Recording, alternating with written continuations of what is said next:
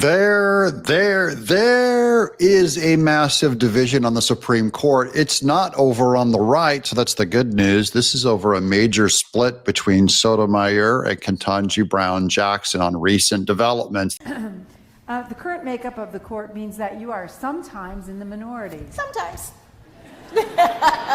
This is good. Democrats are split. You want them divided, not us. Welcome to Doug In Exile. Shout out to the Quad Club. If you watch 4 episodes a day, all 4 of my episodes all the way through, then you're in the Quad Club. And I just thank you guys. I see you guys shouted out in the chat below. It warms my heart. Very important to get you guys to participate, because I don't want this just to be me putting on, well, I do put on a show. But I also want you guys to participate by putting on a little show of your own down in the chat. You go down, you leave a comment and say, I'm here, Doug. Welcome to Exile. ABC News, schools brace for a wave of parents seeking opt-outs for after the Supreme Court ruling. So this does not have to do with that. This is a different news thing than what I was talking about with Ketanji Brown Jackson. That's the next article coming right up. This one is about when they allowed parents to opt out their kids from LGBTQ and trans stuff being promoted in public schools. They know that there's a wave coming of parents to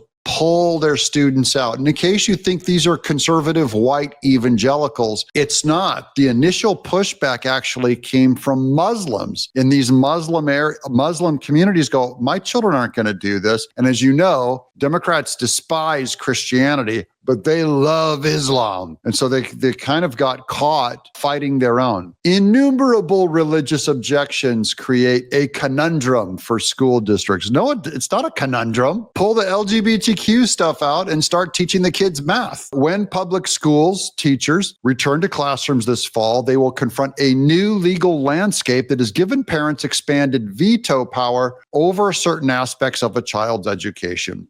And by the way, this is the biggest victory there is. Who is against giving parents and families more power against the state? So do you want the state to have that kind of power to indoctrinate your kids and to prevent parents from doing what they want with their family? Is that what you signed up for with public school? I would say abolish public school if that's the case. A sweeping constitutional interpretation issued last month. Well, I thought it was kind of a frugal and reasonable interpretation issued last month from the U.S. Supreme Court recognizes a fundamental right under the First Amendment to opt out from classroom lessons that pose what it called a, quote, very real threat of undermining sincerely held religious beliefs. Yeah, you cannot teach your other people's kids different beliefs. It has a school district and their attorneys nationwide scrambling to review curriculum for possible conflicts and fine-tune protocols for when and how students can be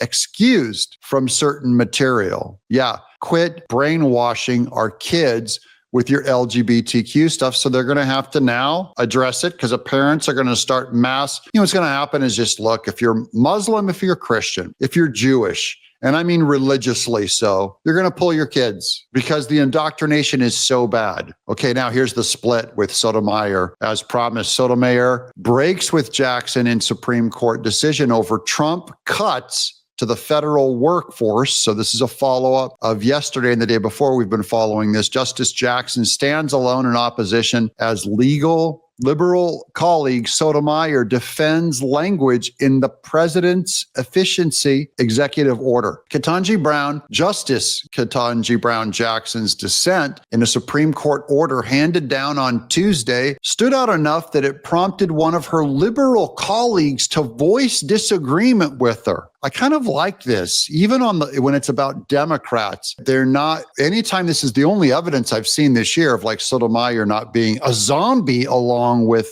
Jackson. So that's good. Justice Sotomayor, an appointee of former President Barack Obama, ooh, what a joke, said in brief concurrence that the High Court's 8-1 order clearing the way for President Donald Trump to continue downsizing the government was the right decision. Okay. Quote, I agree with Justice Jackson that the president cannot restructure federal agencies in a manner inconsistent with congressional mandates, Sotomayor wrote. Here, however, the relevant executive order directs agencies to plan reorganizations and reductions in force consistent with applicable law, and the resulting joint memorandum from the Office of Management of the Budget and Office of Personnel Management reiterates as much. So Trump was just doing something simply within his power, which I'm happy to see that Sotomayor could have just taken her side and just said, look, this is our DEI hire. And Sotomayor could go, look, I'm a DEI hire. So we have to protect the other intersectionality disciplines because they protect me, I protect them. She didn't do that. So I'm just saying, I don't take it as suddenly Sotomayor is sober, and I don't take it as Ketanji Brown Jackson suddenly wrong, because Ketanji Brown Jackson has gone on the side of conservatives on some things this year too. Sotomayor's remarks were included as part of a short 2-page order from the Supreme Court saying the executive order Trump signed in February directing federal agencies to plan for large-scale reductions in force consistent with the applicable law was likely lawful. Correct. Good thinking. The universe is healing itself. Here's where it's not healing itself and damaging out in Colorado, where my mom lives out there in wacko Colorado land. California. Here, her effort to keep Trump off the ballots lost before the U.S. Supreme Court 9-0. She's now poised to be Colorado's next attorney general.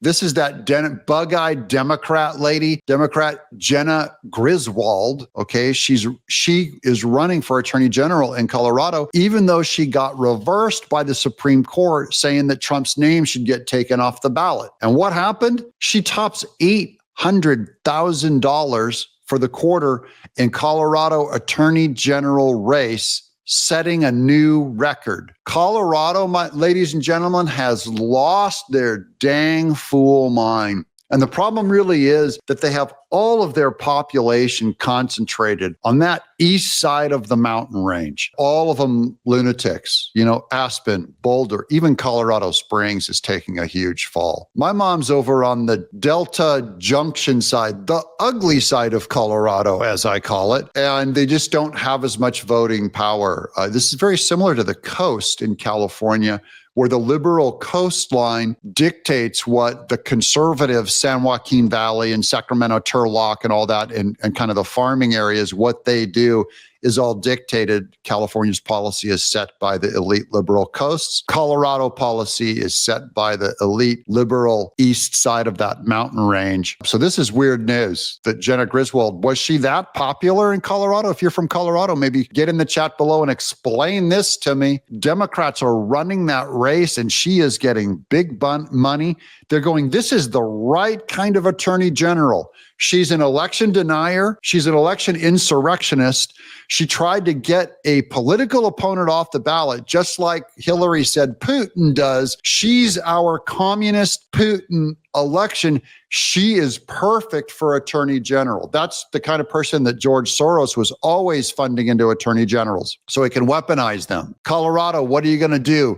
Who are we running against this lunatic? Are you crazy? And by the way, there's probably a rhino going against her, and we have to support that rhino. Sorry, have to. Here's the Federalist DEI hire. Ketanji Brown Jackson says, I write Supreme Court opinions to tell people how I feel. So there she admits she's not writing according to law, but on her feelings. That's what we always accuse Democrats of anyways, and she just quotes it. Does Supreme Court Ketanji Brown Jackson know what the role of a judge is? It's a question worth asking given her recent comments at this year's Global Black Economic Forum. Oh, now there's Black economics globally? Okay. Speaking with ABC News, Lindsay Davis, a wide-ranging interview on Saturday, the junior justice spoke to attendees about her 2024 memoir and experiences. By the way, she got paid $2 million on that memoir. Right now, Ketanji Brown Jackson's making more money than any other Supreme Court justice, and there's no Democrat calling for her to step down because of her conflict. All right. So now that's the update on the Supreme Court. I will keep you guys posted. They're in session anytime there's a new thing going down. This is going to be very interesting if Sotomayor indeed continues to disagree with Ketanji Brown Jackson, and she continues to be the only lone justice in 8-1 decisions. She's going to totally discredit herself, and I hope that continues. I'm Doug in Exile. Shout out to the Quad Club.